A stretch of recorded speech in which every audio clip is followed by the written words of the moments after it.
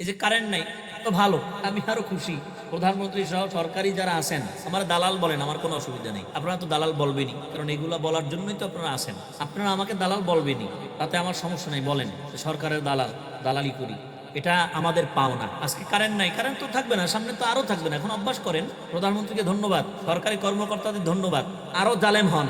এক জালেম চলে যাওয়ার পরে এরপর আমাদের শিক্ষা হয় নাই, জুলুম আরো বাড়বে আল্লাহ পাকের পক্ষ থেকে।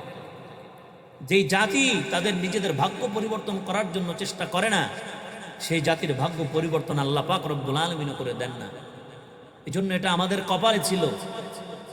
এক স্বৈরাচারকে সরিয়ে দিয়ে এরপরে নিজেদের চিনতে পারেনি, আল্লাহ পাকের গোলামি করতে পারতেছি না বলেই আজকে নতুন করে আমাদের উপরে জুলুম, অন্যায়, অবিচার চাপানো হচ্ছে। আর এটা হবে, হতে থাকবে যতদিন পর্যন্ত আমরা ঠিক না হব। আমাদের ঠিক হওয়া উচিত, আমাদের বোঝা উচিত যে আল্লাহ পাকের হুকুম ছাড়া আমাদের কোনো লাভ উপায় নাই। আর এই ওলামায়ে কেরাম যারা নেতৃত্ব দিচ্ছে, এই কওমি মাদ্রাসার বিশেষ করে ওলামায়ে কেরাম, আমিও কওমি মাদ্রাসার ছাত্র, মানুষের বাড়ি খাইতে খাইতে এমন একটা পরিস্থিতি হয়েছে, পেট বড় বানাইয়া এরপরে এখন তারা দিক ঠিক পায় না কি করবে। কিন্তু এই কওমি মাদ্রাসা থেকেই আবার নতুন করে নেতৃত্ব হবে, সেদিন কোনো মুনাফিক কওমি মাদ্রাসায় থাকবে না। আজকে কি করতেছেন এই মানুষ, আমাদের কাছে কি চায় আর আমরা কি করি? আমরা কি করতেছি? মানুষ যা চায় তা তো আমরা দিতে পারতেছি না।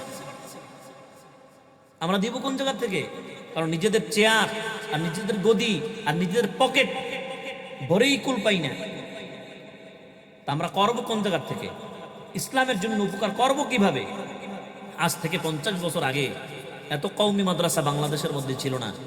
ওলামায়ে কেরাম তারা মেহনত করেছে, মানুষের দ্বারে দ্বারে গিয়ে এইভাবে তারা কষ্ট করে মাদ্রাসা প্রতিষ্ঠা করেছে।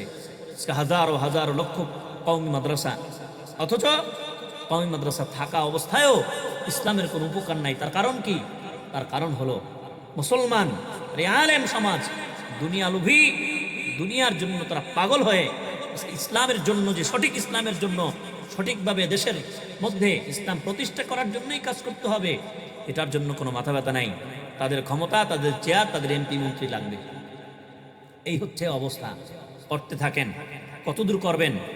আমি সাধারণ মানুষদেরকে বলবো, সাধারণ যুবকদের ভাইদেরকে বলবো, তরুণ ওলামা সমাজকে বলবো, আসুন বসুন, আমরা পরামর্শ করি কিভাবে দেশ পরিচালনা করা যায়, কিভাবে আল্লাহ পাকের হুকুমে আমাদের রাস্তা আমরা চলতে পারি, আমাদের পথে আমরা চলতে পারি। আমরা সেই পথ নির্ধারণ করি, সঠিক পথ। আমার কাছে খুব ভালো লাগতেছে ইদানিং চট্টগ্রামের আমাদের মাহমুদ বিন মাদানী ভাই, ওনার সাথে আমার কখনো দেখা হয় নাই, কিন্তু আমি প্রচুর ওনার খুব ভক্ত এবং আমি খুব মহব্বত করি। উনি ইদানিং তরুণদেরকে নিয়ে বড়সড় কিছু কাজ করতে চান। আল্লাহ পাক মাহমুদ বিন মাদানী ভাইয়ের জান মাল রক্ষা করার দায়িত্ব নেন এবং তাকে সেই পথে পরিচালনা করার মতো আল্লাহ পাক তাকে সহজভাবে একটা ব্যবস্থা যেন আল্লাহ পাক তাকে তৈরি করে দেন।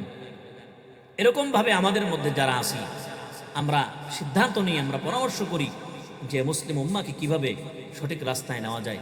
সাধারণ মানুষ আজ কওমি মাদ্রাসার ওলামায়ে কেরামদের থেকে আস্তে আস্তে মুখ ফিরিয়ে নিচ্ছে, আস্তে আস্তে মুখ ফিরিয়ে নিচ্ছে। আল্লাহ পাক আমাদেরকে এই সাধারণ মানুষদেরকে সাথে নিয়ে ইসলাম বিজয়ের কাজ করার তৌফিক দান করে।